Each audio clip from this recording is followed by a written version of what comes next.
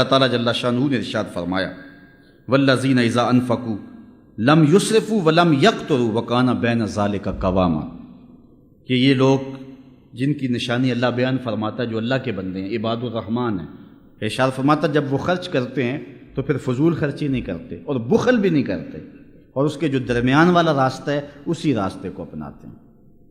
اور پھر حضرت عبداللہ ابن عباس رضی اللہ تعالی عنہ سے ایک روایت ہے، وہ سنیے، ان الحدی الصالح والسمت الصالح والاقتصاد جزء من 25 جزء من النبوہ۔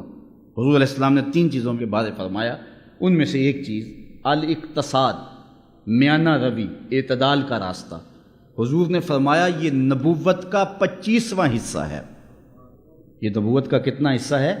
25واں حصہ۔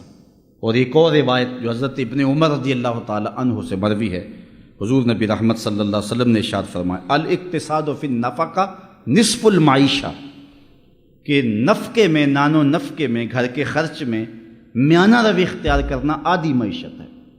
جو بندہ میانہ روی اختیار کرتا ہے کبھی کنگال نہیں ہوگا۔ آج کنگال ہم کیوں ہوتے ہیں، پریشانیاں کیوں ہیں؟ اس لیے کہ ہم میانہ روی نہیں کرتے۔ شادیوں پہ جو بے تحاشا ہم خرچ کرتے ہیں اور دیگر معاملات میں جو کچھ ہم کرتے ہیں، اس کے نتیجے کے اندر مقروض ہو کے بیٹھ جاتے ہیں۔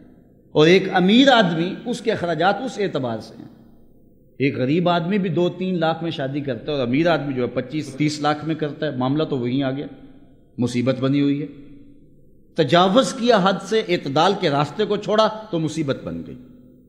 تو اس لیے حضور علیہ السلام کا یہ فرمان انسانی زندگی میں اتنی روشنی دیتا ہے، اتنے اجالے بانٹتا ہے کہ زندگی کے ڈھب اور سلیقے اس سے سیکھے جا سکتے ہیں۔ اب سنیے حضور کا فرمان الاقتصاد فی النفقہ نصف المعیشہ، یہ آدھی معیشت ہے۔